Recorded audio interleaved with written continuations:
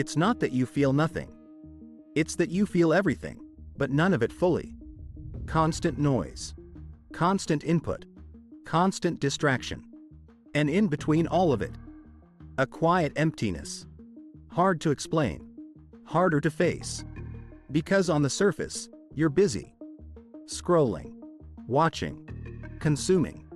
Always something playing. Always something pulling your attention. So it doesn't look like emptiness. It looks like engagement. But look closer. Because the moment everything stops, that feeling shows up.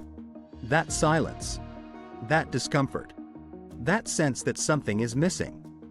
And you don't sit with it. You escape it. Immediately. Back to your phone. Back to content. Back to noise. Because distraction is easy. And silence? Silence exposes. That's the part most people avoid. They think they feel empty because something is missing. But often, they feel empty because nothing is being processed. You're not disconnected from life. You're disconnected from yourself. Because you never give yourself the space to actually feel anything fully. Think about it. When was the last time you sat without stimulation? No phone. No music. No background noise. Just you and your thoughts.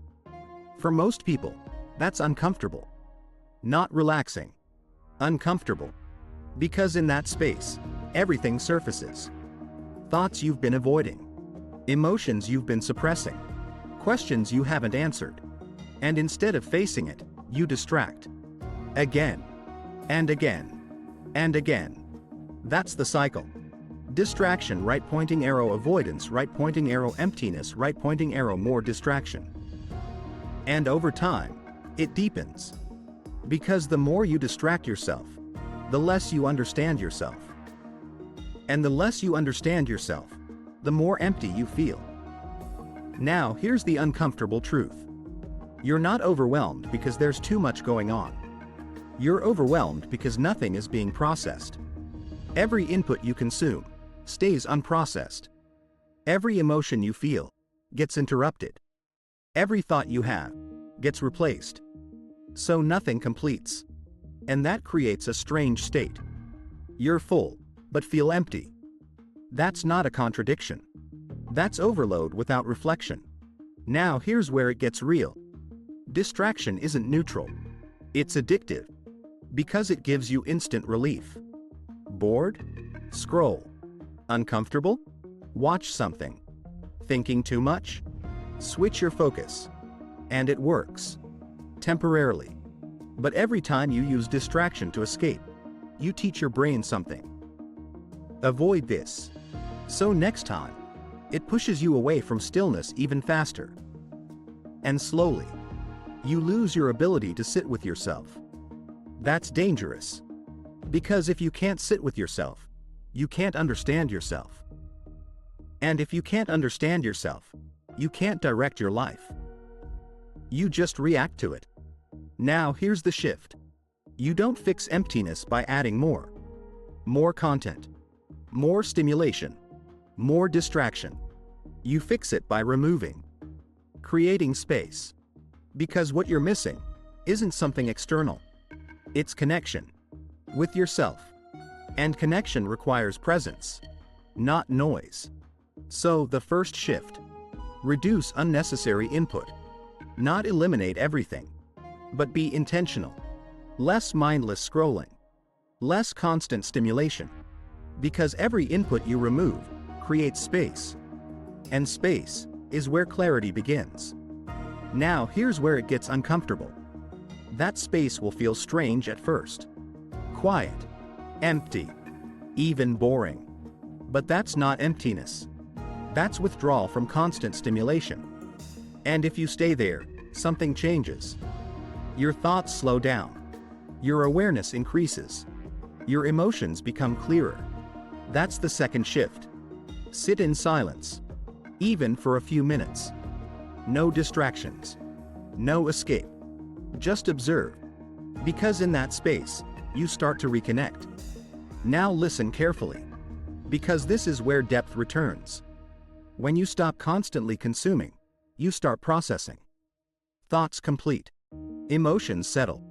Clarity forms. And that feeling of emptiness? It starts to fade. Not because you filled it. Because you understood it. Now here's something deeper. You don't need more stimulation.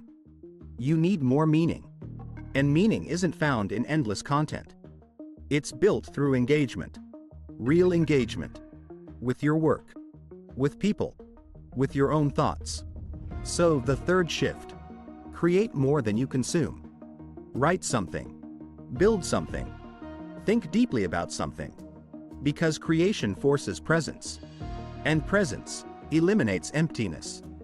Now here's the truth most people avoid. Distraction is comfortable. Presence is not. Because presence requires awareness. And awareness reveals things. Things you might not like. Things you've been avoiding. But avoiding them is what keeps you empty. So the fourth shift. Face what comes up. Not all at once. But gradually. Because what you avoid controls you. And what you face loses power. Now here's where identity changes. Most people see themselves as bored or unmotivated. But that's not accurate. You're overstimulated. And overstimulation kills depth. So the fifth shift. Redefine your state. You're not empty. You're distracted. And distraction can be removed. Now here's the final shift. And this is what makes it sustainable. Most people try to disconnect completely. They go extreme. No phone. No content.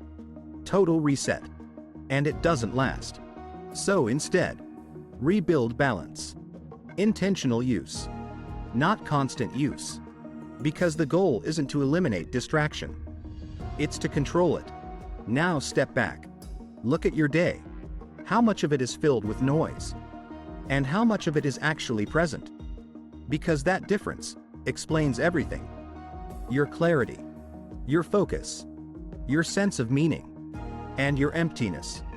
Because emptiness doesn't come from having nothing. It comes from never being present with anything. And once you understand that, you stop trying to fill the void.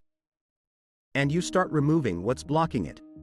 And what's left is clarity, awareness, connection with yourself. And that's what you've been missing. Not more content, more presence. So the question is simple. Will you keep distracting yourself? Or will you finally sit still long enough to understand what's actually going on? Because one keeps you numb. The other wakes you up. Choose carefully. Because your life isn't empty. Your attention is just somewhere else.